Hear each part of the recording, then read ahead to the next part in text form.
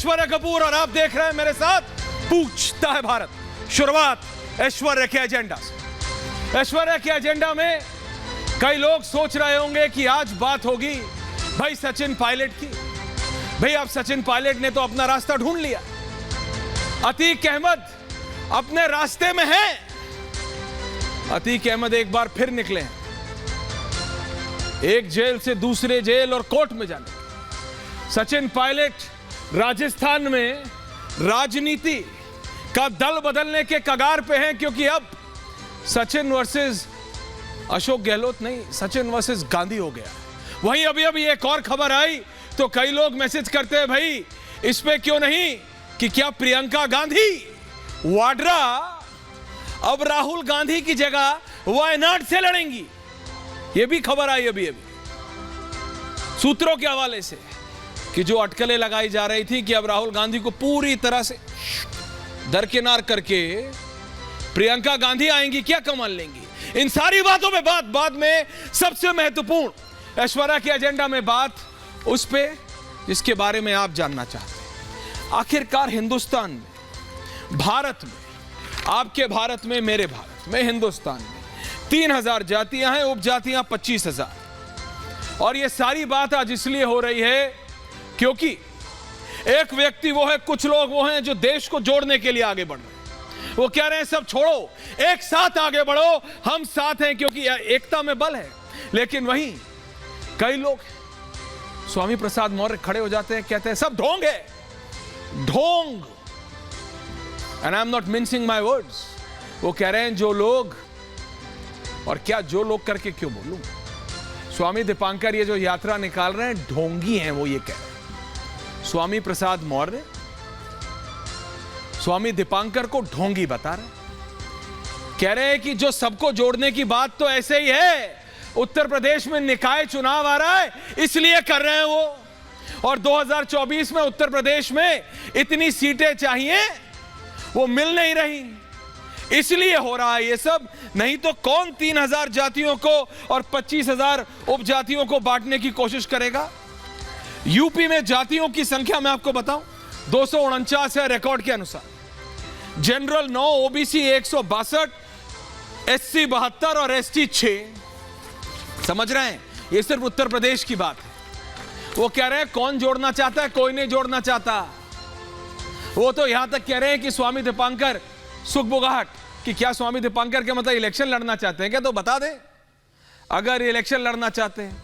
ढोंगी तो वो खुल के बोल रहे हैं कि स्वामी दीपांकर और वो सभी लोग जो ये कहते हैं कि जातियां समाप्त करो, सब एक हो जाओ, ढोंगी हैं। वो ये कह रहे हैं, वो ये कह रहे हैं कि आप लोग ये जो राहुल गांधी, प्रियंका गांधी की बात करते रहते हो, इनके नाम पे नहीं आते वोट, वोट तो जातियों के नाम पे आते हैं। और ये मैं एक राजनेता की बात नहीं कर रहा हूं, कई राजनेता हैं जो कैमरा के सामने नहीं लेकिन कैमरा के पीछे बोलते, और हर एक पार्टी में है, हर एक पार्टी कि देखो ये जो आप बात करते हो ना हर बार, जाति समाप्त करने की, ये समाप्त करने की, वो समाप्त करने की, मत किया। आपको पता है एक राजनेता के लिए कितनी महत्वपूर्ण है जाति। मैं कहता हूं आप राजनेता किसके लिए बने, जनता के लिए। तो जनता के लिए क्या जरूरी है ये देखेंगे कि अपनी रोटियां सेकने के लिए करेंगे। पूछता है भारत, बताइए फैक्ट्स दे रहा हूं।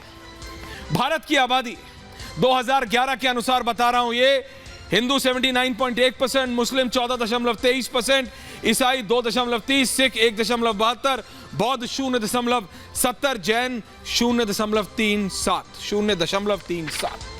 ये है। और उसके बीच में अगर कोई सबको एक साथ जोड़ने की बात करता है, सबको, मैं तो ये कहता हूं कि सिर्फ हिंदुओं को, सबको, हम सब एक क्यों ना हो जाए, भारतीय क्यों ना हो जाए, उससे पता है क्या होगा। मेरा ये मानना है उन सब राजनेताओं की ये जो छोटी छोटी दुकानें हैं वो सब बंद हो जाएंगी, सब बंद हो जाएंगी। क्योंकि पता है कोई अपना कुछ भी हो, सब ये बोलते हैं। आप कोई भी बड़ा इशू देख लीजिए आज की तारीख पे, कहां पे आके रुक जाता है, हिंदू मुस्लिम। आतंकवाद याद है आपको, जम्मू कश्मीर में आतंकवादियों पे एक्शन होता था, हिंदू मुस्लिम पे बात आ जाती थी। वही चीज हमने देखा वहां से उठ के पत्थरबाजों पे आई, पत्थरबाजों के खिलाफ एक्शन होने लगा। बोले यार ये तो एक मजहब के खिलाफ कर रहे हो, क्या हो रहा है। अब जब वो नहीं चल रहा तो यहां बांटने पे, इस सब पे होगी बात। पूरा पैनल है मेरे साथ, लेकिन पहले ये special report and then I have a special panel for you. The special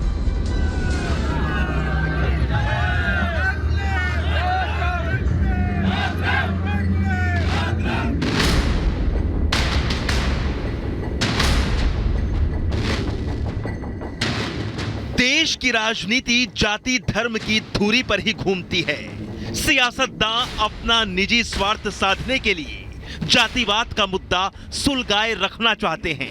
यही कारण है कि जातिवाद मिटाने के लिए निकली स्वामी दीपांकर की भिक्षा यात्रा कई राजनीतिक दलों को रास नहीं आ रही है।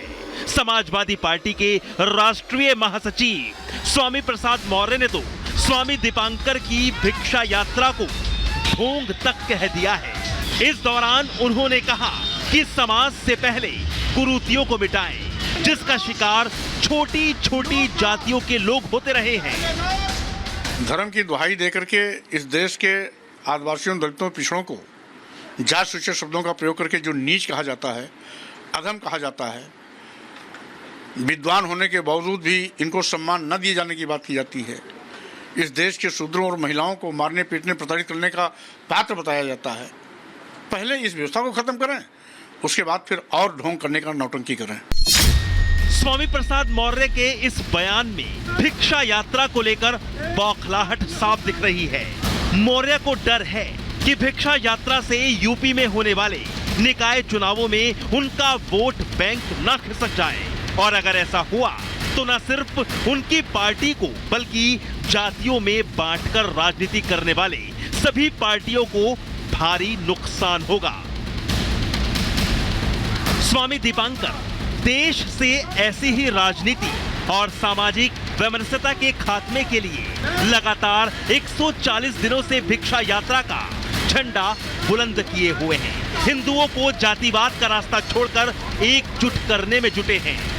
मैं संकल्प लेता हूँ जातियों में बटूंगा नहीं, एक हिंदू होकर, एक सनातनी होकर भारत में रहूंगा। देश में जातीय असमानता का फायदा उठाने के लिए कई दल जातिगत जनगणना का राग अलाप रहे हैं। विपक्ष के नेताओं का तर्क है कि इससे जातियों के असल हालात का पता चलेगा, लेकिन किसी भी दल ने जातियों के उत्थान के लिए कोई ठोस पहल नहीं की है। ऐसे में सवाल यह है कि क्या राजनीतिक दल जातिगत व्यवस्था का सियासी फायदा उठा रहे हैं? अगर देश में जातिवाद मिटाने की मुहिम चल रही है तो इससे दिक्कत क्या है? क्या हिंदुओं को एकजुट करने की मुहिम कई के लिए टेंशन बनी है? और क्या इस मुहिम से जाति की सियासत पर लगाम लगेगी?